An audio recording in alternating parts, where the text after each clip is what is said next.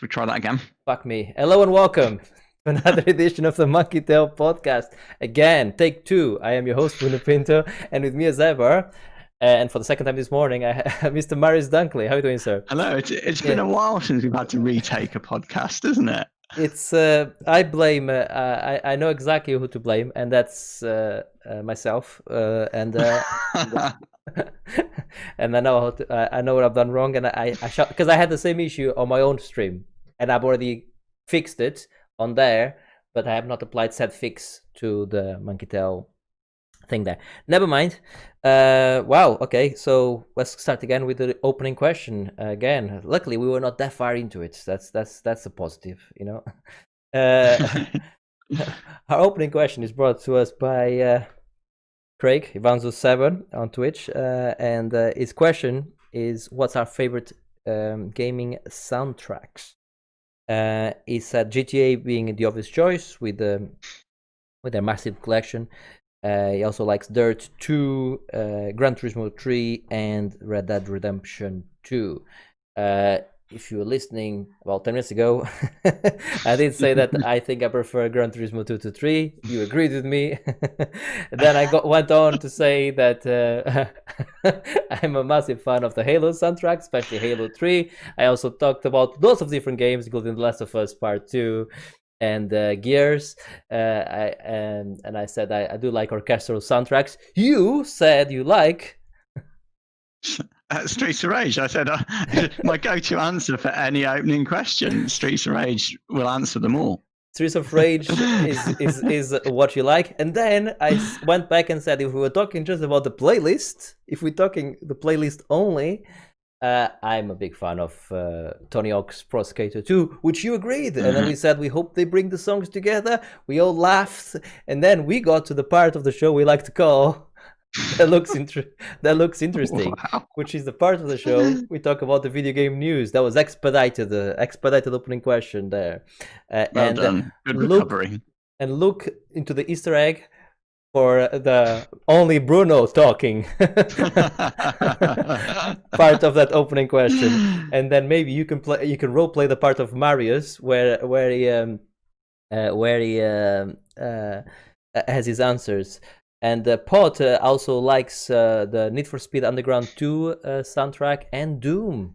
Both. Yeah, I have to agree. More for Doom in the playlist, but yeah, Doom's soundtrack is excellent, and it matches the gameplay perfectly. I think. I just think it's not my sort of music that I'd normally listen to, but I think the mix of that music and the gameplay of Doom is absolutely spot on. Absolutely, yes. Couldn't agree more. So yes, but moving on to the part of the show we like to call That Looks Interesting.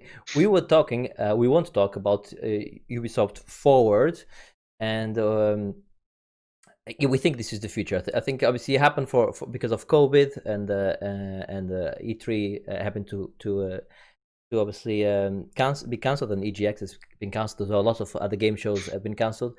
But everyone is doing this this Nintendo Direct style shows with the interactivity as well, where they using codes you can use during the show to get extra discounts and stuff like that. It's quite clever, you know. And the demos are available. Some demos are available straight away, and other things like that. I think this is the future, and it's interesting. Have you seen any of the Ubisoft Forward at all, Marius? Yes, I did. I skipped through a lot of the talky bollocks, but I watched all of the videos, basically all of the demos. But yeah, I didn't watch all of the talky bits, to be honest. They went on a bit long for my liking. But I agree. I think this is the way forward. I think having pre-canned video where you miss some of the. I mean, it's not as funny when you see some of the things going wrong on stage, but it provides a better showing, really, and they can get the message across that they want to, and it's just not as awkward.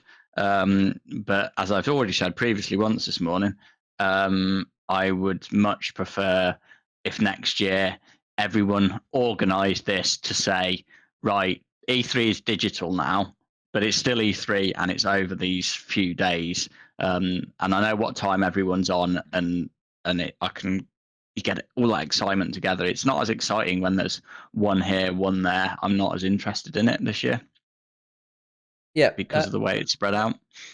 It's not, obviously it's not in their best interest to put them all at the same time for obvious reasons. But it would be nice if they were closer. We have they said they're doing another forward Ubisoft Forward soon. I don't think they said the date. Obviously, they didn't. We have the Xbox, the Microsoft event coming up soon as well, which we'll be talking about on the next podcast, which I'm excited for as well. I think we're probably going to see some Halo stuff. But let's talk about the things we did see, which is, as we said, Ubisoft Forward. So I've recently, as you know, played Assassin's Creed Odyssey, and I kind of had fallen out of love with Assassin's Creed franchise. I think you stayed on for a lot longer than I have, didn't you, Marius? You played the. Yeah, I stayed. Black Flag. What was the one after Black Flag? I think that was where I fell off it. So I got about 4 or 5 into it, and then I sort of and I played the one before Odyssey. Yeah. Whatever it was called, Origins, maybe. Oh, you actually played that as well, did you? Okay. Yeah, I played a bit of that, but I bounced off that pretty quickly, to be honest with you. So yeah, I used to love Assassin's Creed, but I've definitely fallen. And part of that is because what the game is, especially now, like with Odyssey, it's too big, too open world, too much for me, to be honest with you. I'm struggling to fit those sort of games into my life right now. So, I mean the demo for the Valhalla it looks nice, but I'm feeling a little bit. I've seen it all before. Like there's nothing. There was nothing new there for me. I've seen this before and done it before, and it doesn't really inspire me to want to play it, to be honest with you. Oh, interesting. I'm completely on the other side. I'm super excited for this title, because of how much I liked Odyssey. I thought Odyssey was a breath of fresh air. It did a lot of things that every other games do. I think I talked about it on my review when I played it at the time. It didn't do anything new, as you say. It did everything well, mm-hmm. and loads of it, and the story was great as well. So I've not really played a Viking game or a game set in the Viking universe myself, so I'm excited to learn a bit about it through video games, and it just looked great, and I can pillage England, so that sounds fun as well, so I'm looking forward to that. I like I really liked the way you were taking on the villagers as well by burning everything and trying creating that chaos. I thought it was quite interesting. I think that's going to play a part in it, trying to scare them into submission and all of that. It just looked really interesting, and I'm excited to play that. They showed obviously other games. Can we talk about Far Cry 6? We can. So they didn't show anything really of Far Cry 6 other than a great little intro, right? With Giancarlo Esposito, which I'm a big fan of, and I think any Breaking Bad fan would be. It's a fan of Giancarlo. He plays Gus Fring in Breaking Bad. I thought the whatever they did, the capture of his face, or I don't know if it's mocap or what it was actually done pretty well. It looked amazing. I don't know what you thought. Yeah, I agree.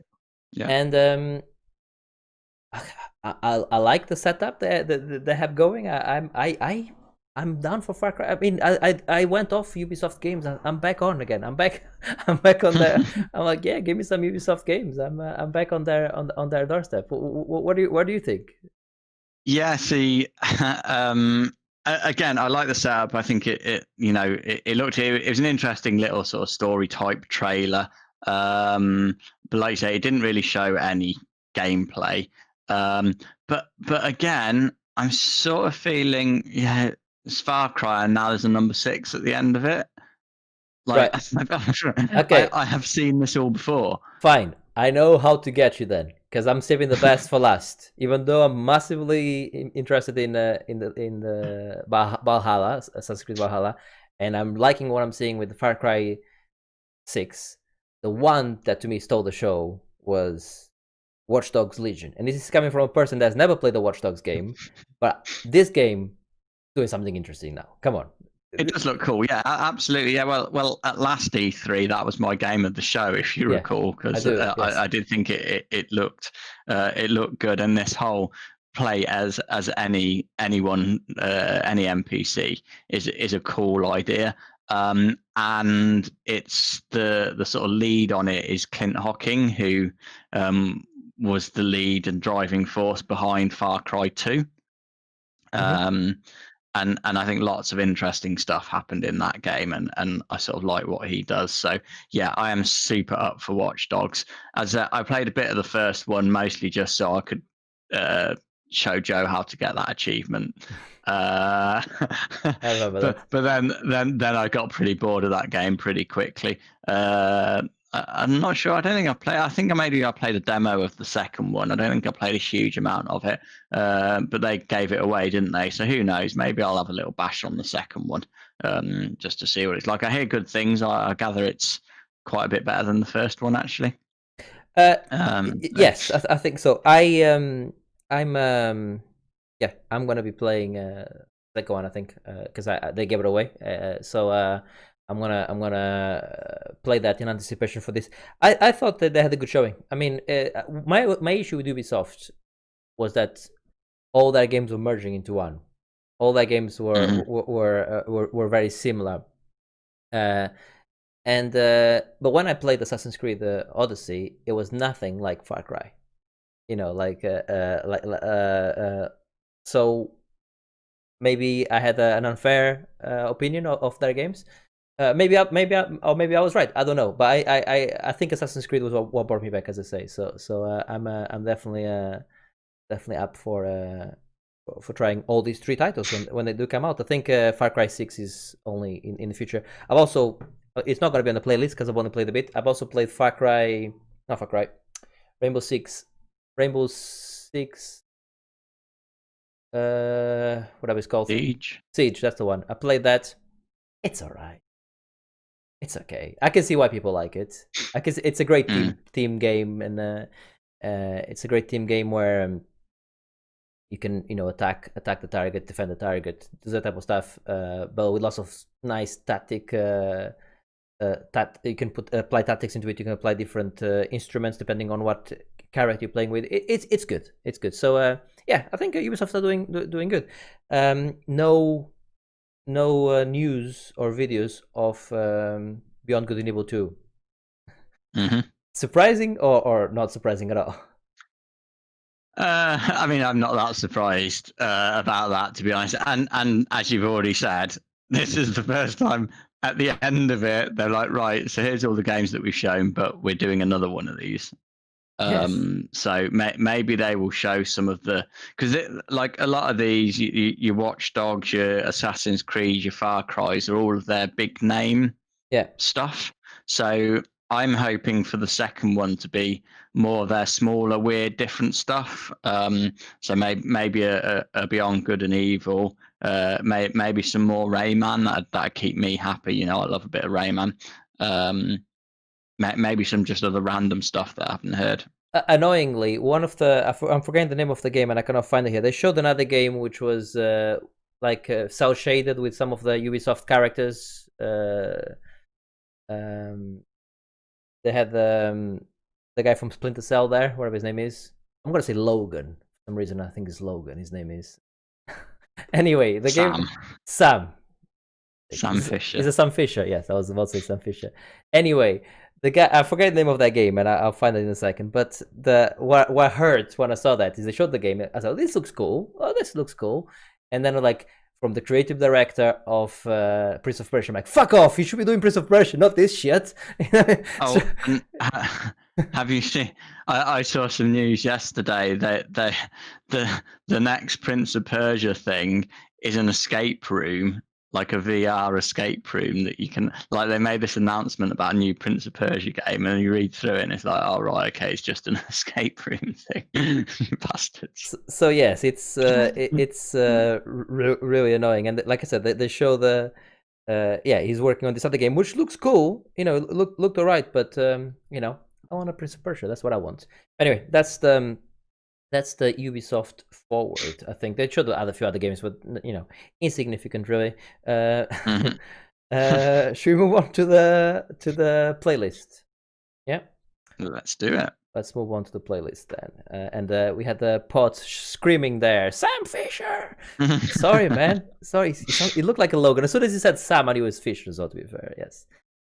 I'll take another Splinter Cell as well, by the way. I'll take another Splinter Cell, like a good one. A good one. Because they haven't done a good one since Chaos Theory. It's been a while, hasn't it? I mean, they've done a few, but they haven't done a good one since Chaos Theory was excellent. Yeah, let's move on over to the playlist. You, Marius, have been playing Doom Eternal. Yes, bit more Doom. So yeah, absolutely. I'm still loving this game overall. I think the combat is a lot of fun. I've just, I mean, it is intense, and as we discussed last time, I'm just getting too old for this shit. But I've dropped the difficulty down just to enjoy the game a bit more. Because even on the sort of standard difficulty, it was giving me a bit of a battering. I'm not keen on the addition of the platforming stuff, to be honest. I mean, there's certain sections where it turns into like a Mario game, basically. It goes full on Mario. You got the like spinning fire to jump over and everything on there. And I think at that point I almost lost a pad during one of the platforming sections. Whoa! I can see what you're doing wrong here. Pad? Oh, you're playing on the PlayStation? Yes, oh, never mind. Never mind. I was gonna say that game is keyboard and mouse, man, all over. You need it. You need it as well with all the platforming you're doing. Yeah.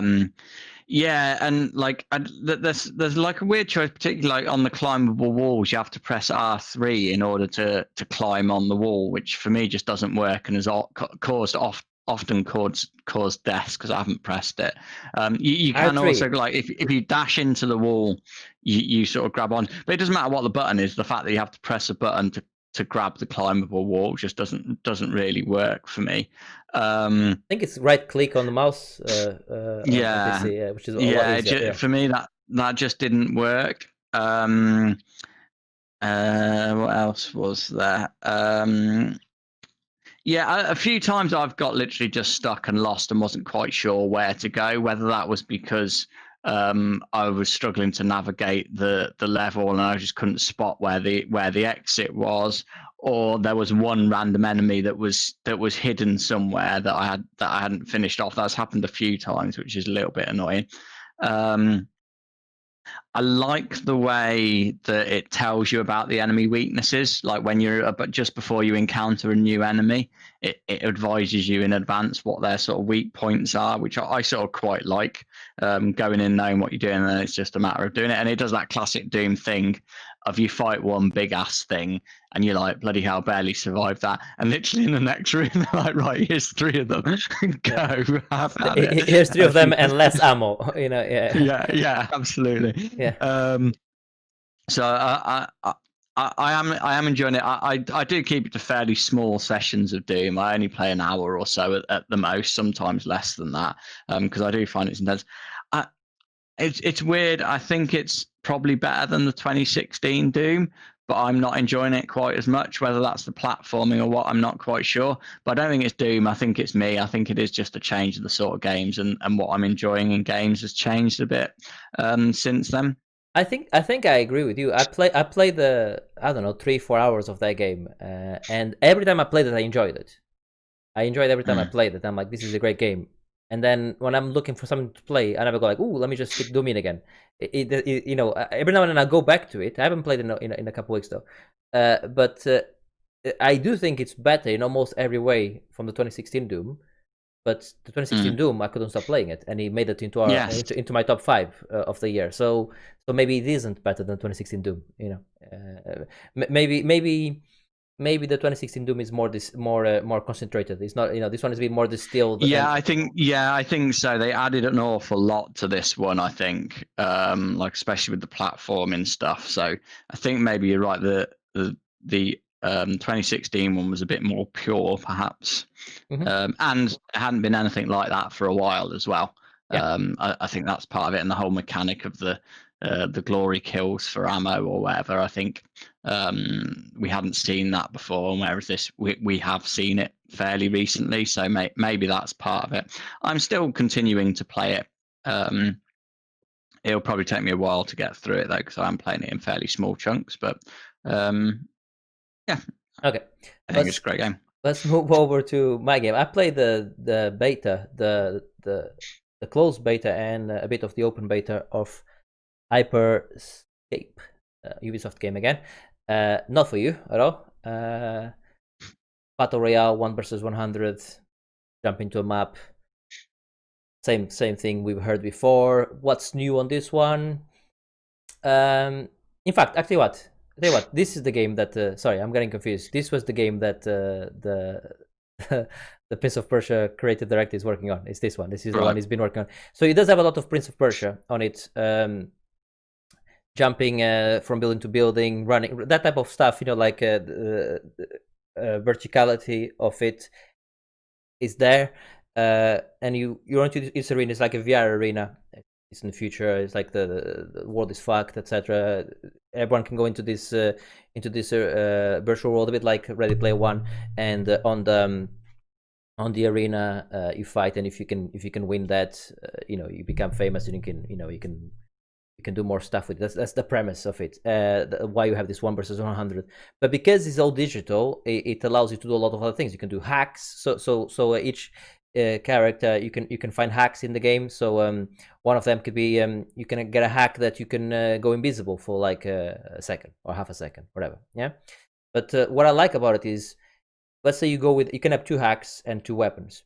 If I go for invisibility hack, if I find other invisibility hacks in the world, I can merge them together. So it goes from 1 second to maybe 1.5 seconds, etc. Yeah. So you can, and same with the shotgun. If I say I want to use a shotgun, shotgun starts at level 1. If I see another one, I can merge them together, make it a better shotgun up to level 5. So that's the premise of it. But like very vertical. I was playing it with Martin and a couple other guys, and Martin was like straight away like, he played one game like, no, I'm out. I cannot be dealing with the verticality of it. It's like you have somebody which might be 5 stories high shooting you down, and then you might jump up and they might be down already. It's one of those. It's too hectic, but I like it. I think it's good. Am I gonna play more of it?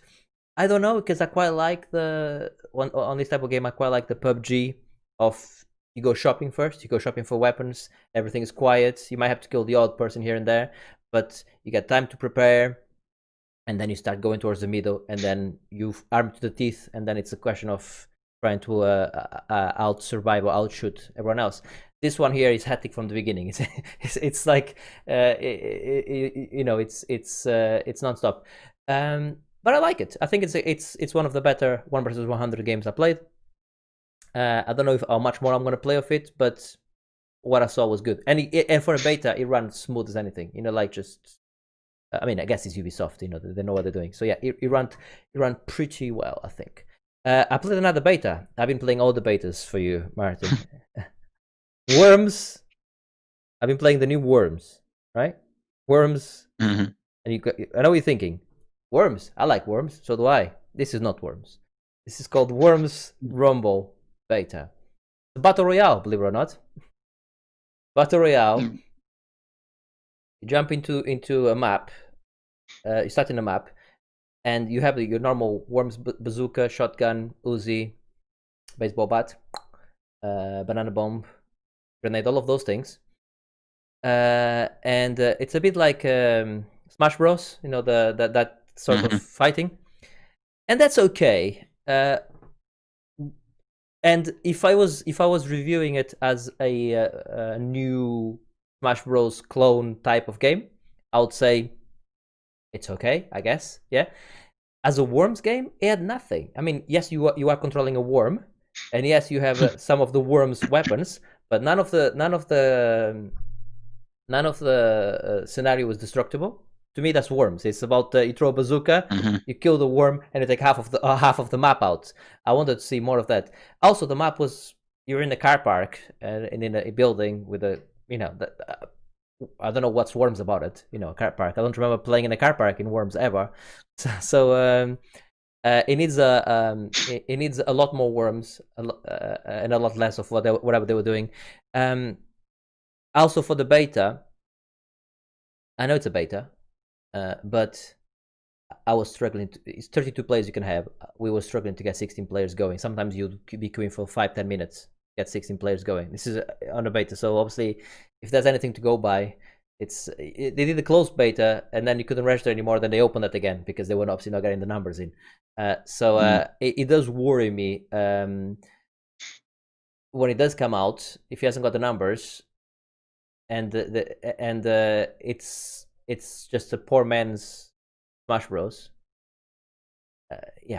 I worry for this game. When I heard there was a new Worms coming, I got super excited because Worms is one of my favorite games. This is not Worms though, unfortunately. So give that a miss. You've been playing Old School Musical. What is that? Yeah, so this is something. It was one of the free games on Twitch. Okay. Ages ago, and I just stumbled across it. I just wanted something. I think I'd had enough. Like Doom was kicking my ass. Streets of Rage I was playing on the hardest difficulty. That was kicking my ass. The other game that I'm about to talk about is also really hard. That was kicking my ass. So I was like, I need something different for a bit. I was pushing too hard. Minecraft is what you need, something zen. I mean, Minecraft's never what I need, to be honest. I mean, I don't want difficult, but I don't want to get bored shitless either. You need Peggle then. There you go. Yeah, Peggle would make sense. So Old School Musical, I thought, I'll give it a go, see what it's all about.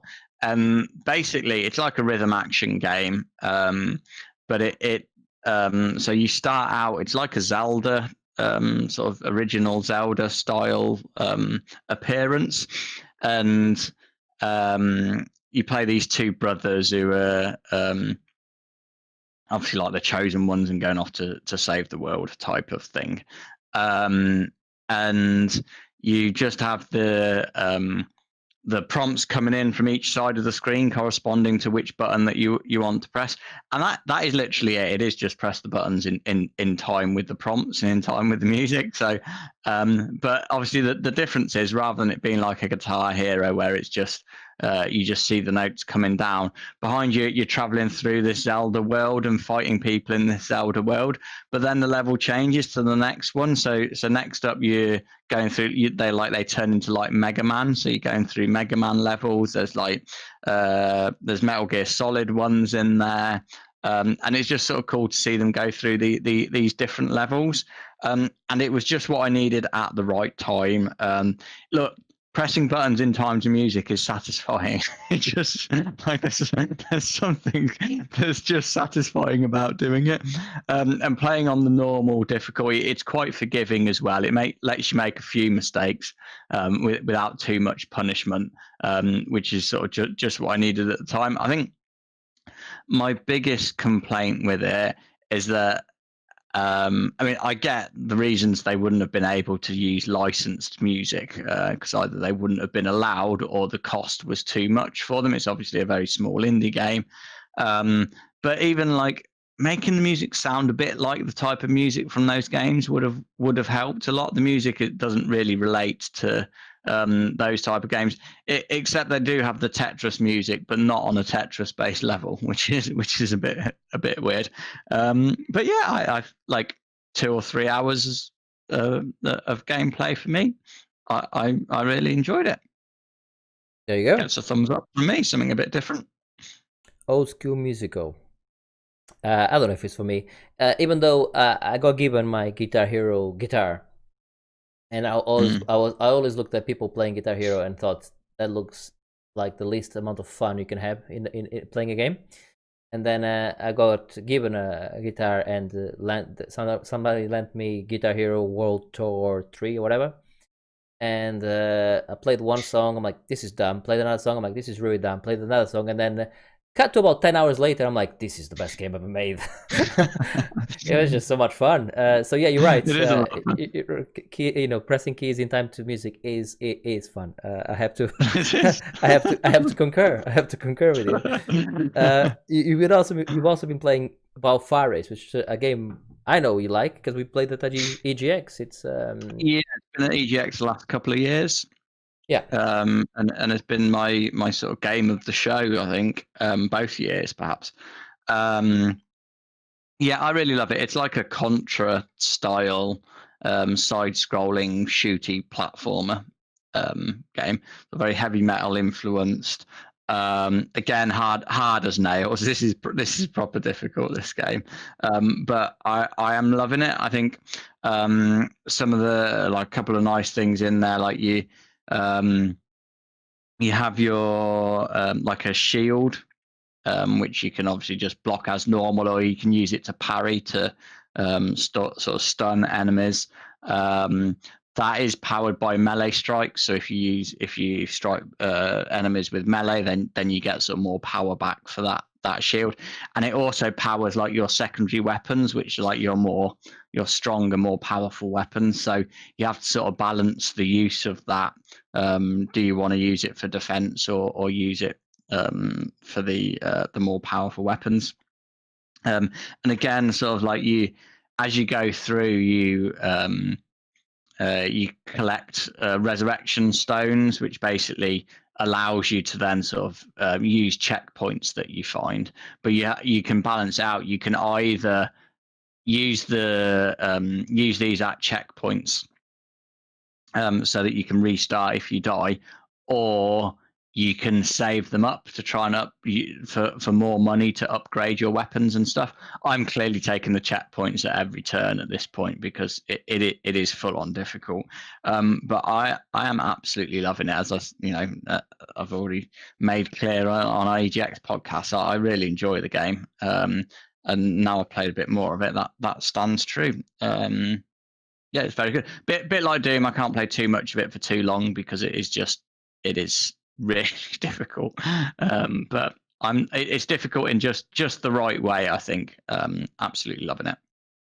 Thumbs up for Valfaris. Yes, I like a game maybe not a Contra style type, but I like hard games. I don't mind a hard game. That sells, as it can be very hard, and Rogue Legacy as well and stuff like that. I don't mind games like that. In fact, I enjoy them as well.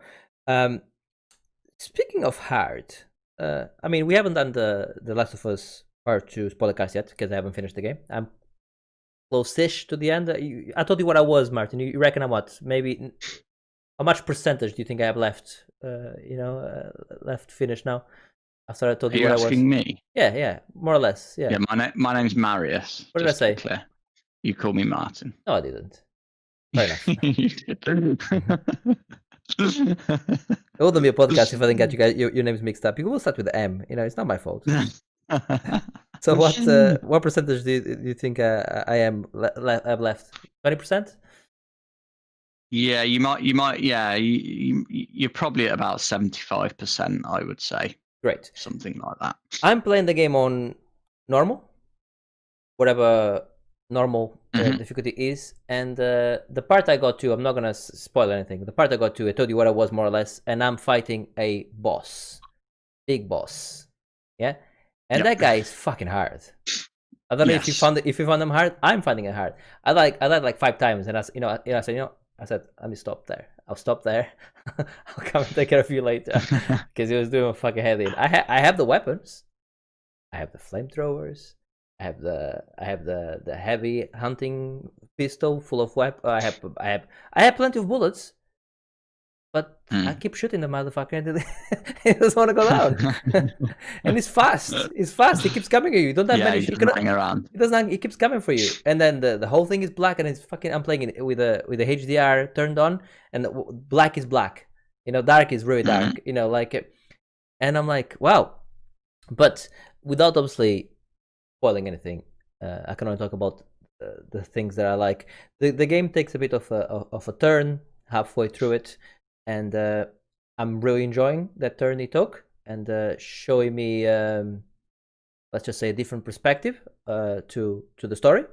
That's probably as far as I can go without without spoiling anything. I'm loving that.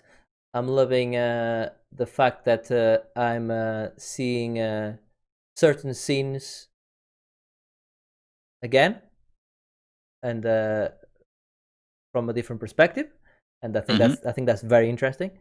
Am I going too far onto or am I spoiling it? Not. No. I think you're all right. You're skirting around the edge of it, but you're doing well. And I'm loving that. I'm loving that part of it. The more I play this game, I have to say I cannot believe they've done this on a PlayStation 4. The game looks incredible.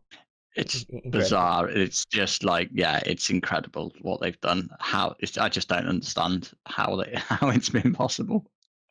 And the acting is, I would say, it's great. I would say that this second part that I'm playing, there's one or two characters where the acting is not as good as the first part, maybe. Agreed. Yeah, I tend to agree with that. But not bad. But yeah, that's all I can say without spoiling. I promise that there'll be a spoiler cast coming with more. Also say though that it's an incredible piece of video gaming.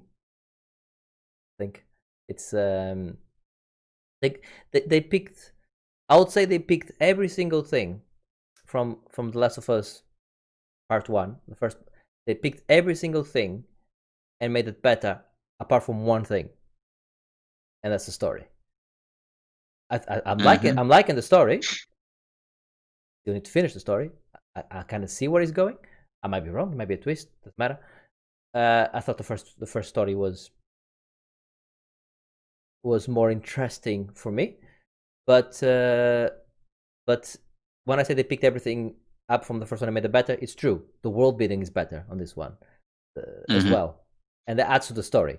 So what I want to see is a TV show of The Last of Us. I would like to see that. I would like Netflix or somebody to pick up The Last of Us. We're going to get one. Are we gonna get one? I would love to see that. Yeah, yes, it's already happening. Isn't that? Because that's what this needs. It's that. So yeah, that's all I can say without spoiling anything. Also, I don't know if I mentioned on the last podcast, but the whistling is amazing on this yes, game. I think I mentioned it last time. Yeah, I love that as well. Whenever the whistling goes up, you go like, "Fuck me!" you immediately go down and you start counting your bullets. And you start scanning the horizon straight away for movements. It puts you on edge. Yeah, this game really puts me on edge and makes me feel the feelings. And I think I'm playing with the Sony Platinum headset that has the 7.1 bullshit, and you can get it. I mean, you cannot get a tune, unfortunately, which is really disappointing. You can download different tunes for the headset, done by different developers for their games. So there isn't a Last of Us tune, but there is an Uncharted tune that Naughty Dog have done. So because I had the Horizon Zero Dawn tune, which was good. But when I put that tune on, and I can hear more, I can hear the rain falling on the grass, different from the rain falling on concrete. You can really see the difference. It's one of those games that if you can appreciate, and obviously HDR, like I said, if you can appreciate, if you can play it with all the different things they put in, you can appreciate even more how much has gone into this amazing game. Right, that's The Last of Us. I think that's all the games we've been playing. I haven't forgotten anything, I don't think. No, I think you've covered it all. Would we move on to the part of the show we call Why Don't You? Part of the show where we like to recommend a show or a movie or a book to read anything, and you want to talk about Colossal. Yes. Colossal is like a kaiju monster movie from a few years ago now. I think it was 2016. One of my friends recommended it to me. And it's been, as you well know, Bruno, when someone recommends something to me, there's a good 3-year wait before I actually get around to watching it. So it's been on my list for a while, and we finally got around to it the other week. It stars Anne Hathaway. It's a very small budget movie, but it's not like, although I said it's a monster movie, it's actually much more about the characters than it is about the monsters. The monsters are a very, very small part of it, and it deals with loads of stuff. It deals with addiction, alcoholism, abusive relationships, and it does it in a very cool way. It's a bit of a weird, quirky movie. I think it's one of those that won't necessarily be for everyone, but I think it's definitely worth giving it a shot. I think you should definitely watch it, Bruno. I think it could be one for you. I think it's one of those, the less you know about it going in, the better. Yeah. From my mind. Which basically all I knew about it was the name when I went in to watch it, and so I didn't know what to expect, and it was really good. I enjoyed it a lot. You see, I say that to people, and people sometimes don't understand.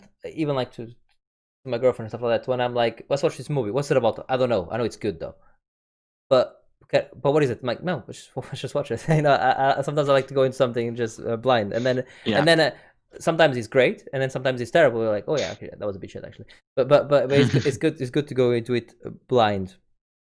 Yeah, that sounds awesome. I'm gonna give that a go. Is that on Netflix or where can I find that? Also? The internet. On the internet. Yeah. No, I'm not. I think it is on Netflix, actually. Yes, it is. I'm pretty sure it is on Netflix. But you would have to check. I'm gonna go with the Netflix show. Stop me if I've already mentioned it, but Snowpiercer? Nope. I'm not sure. You might have mentioned it. Okay, well, I don't Go on, carry on. Snowpiercer is I believe, a French comic book graphic novel. Oh, graphic novel. Yeah, I think it's a graphic novel more than a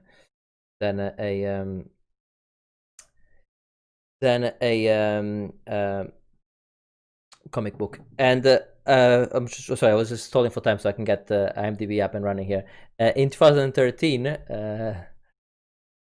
Bong Joon-ho, the guy that did Parasite this year, that won the Oscar, he directed the movie Snowpiercer. Have you seen the movie at all? Snowpiercer, the movie?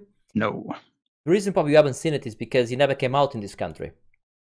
Because even though he was quite successful abroad, Harvey Weinstein, that guy that was in all the news for the Me Too movement and all that, he wanted to cut like 40 minutes of the movie before he launched it in here, so he can put more showings of it to make more money. And so some creative differences, the movie never came out in here. It's great. That's not what I'm actually recommending, even though you should go and watch Snowpiercer if you can. I don't think it's on Netflix anymore, so you'll have to find it elsewhere. I think maybe it's on Amazon. But Netflix has picked up an option for a TV show on Snowpiercer, but it's not. So they're going back to the graphic novel, not to the movie, if that makes sense. So what Snowpiercer is the name of the train, and it's post-apocalyptic. The world's freezing. Everyone's gonna die, and this guy creates this train and this track that goes all around the world, very fast. There's like and this train in the movies, I think it's about 100 cars long. In the TV show is 1,001 cars, I think. That's, you have like farms inside. You have animals. You have people and other things like that. And the train keeps going around the world, and that's the only people alive are the people inside this train. The great thing about it is some people, when the train was about to go, people tried to get into it, as you can imagine, and you have the stowaways that managed to get into the back of the train. So it's a class thing. You have the back of the train where you have they call them the tailors, people in the tail that don't never bought tickets, should never been there, and they're not allowed anywhere else. They just get given rations and that's it. And then you have the third class, second class, and obviously the first class, which paid for the majority of the train, and that's their money was what allowed the train to exist. And in their head, obviously, first class, because they've done that, the train is theirs, and they're the only ones that should be there. But then the second and third class are the ones that work for them, so they maybe need to be there as well because they don't want to do anything themselves. But then the people on the tail, so it does play on that, on class and things like that. It's great. It's 10 episodes. It's on Netflix. I think the movie was better overall, more condensed, and obviously you go there a lot faster because it's only a movie. You have to start from beginning to the end. As you can imagine, there's always attempts to move forward in the train and all of that. So the movie is a great way of showing that, just in I think it's 2 hours. But the TV show, because it's a TV show, and it's 10 episodes, and the second season is coming, allows you to really go into more of those little stories in the train, and to explore a few other things. Yeah, it's great. You should watch it. You'll like it, by the way. You like sounds both. Good. You like the movie. It reminds me. It sounds like it's got some echoes of Metro. Very much so. Very much so. In fact, the movie and to a certain extent, the TV show touches on a lot of the same things. The cannibalism, the bullets being at currency and stuff like that. There's a lot of things like that. It's great. It's great. Yeah, okay, I might give it a go. I'd heard the name before, but I've never really known what it was actually all about. So yeah. The movie is with some big actors, some big name actors actually on it. The guy that plays, I'm forgetting his name now. The guy who plays Captain America is in there, for instance. Tilda Swinton. Steve. Steve. It might be Steve actually. He plays Steve Rogers in Captain America, but I don't believe that's his. Chris Evans, I believe is his name. There you go. Not the ginger guy from Radio 2. Not him. That's a different Evans. Yes, I recommend the TV show and the movie. I haven't read the comics. I'm sure the comics are fine as well. The TV show goes in completely different way from the movie. So you can watch them both. You can watch the movie. In fact, if you're gonna do it, watch the movie, and then if you like the movie, watch the TV show. When I first started watching TV show, I watched the first couple of episodes. I'm like, oh, I think I know where this is going, and then it doesn't go anywhere where the movie goes. The movie goes in completely different place. Especially with the use of children and stuff like that, and on the TV show, it's nothing like that. So that you can watch them separately without spoiling anything really. Yeah, the only thing that they have in common is that class collision, and that's the only thing they do have in common. It's the fight between who thinks they belong there and who thinks that their rights to be there, etc. Yeah, Snowpiercer. I think that's it really. And to answer the chat, no, I have not been punched. It's whenever the weather changes, unfortunately, my lips crack, and there you are. It looks like I've been punched, but I haven't. You're like a human barometer, aren't you? I'm like yeah, that's it. Yeah, I'm getting old. I'm getting old. I'm 25 now. I'm getting really old. I'm not really 25. I'm joking. No one's falling for that. What do you mean? What do you mean no one is falling for that? Maybe I am. Maybe I'm not. Yes, but anyway, so that's been the show. This is our last. Oh, hello, Smoke. This is our last show on Mixer. I think Mixer closes on I'm looking at my watch. 19th today. Mixer closed on 22nd. Didn't we do this last time? It didn't close. 22nd. I got my maths wrong in the head. They close on the 22nd. So this is definitely 100% the final show on okay. on Mixer. And no, we're not going to Facebook. We haven't even discussed it, Marius, but we're not doing Facebook. Sorry. Yeah, no, whatever. We'll be doing. We'll stay on the live. We'll stay on YouTube, and we'll obviously stay on Twitch. That's what we'll be doing for the going forward. To be fair.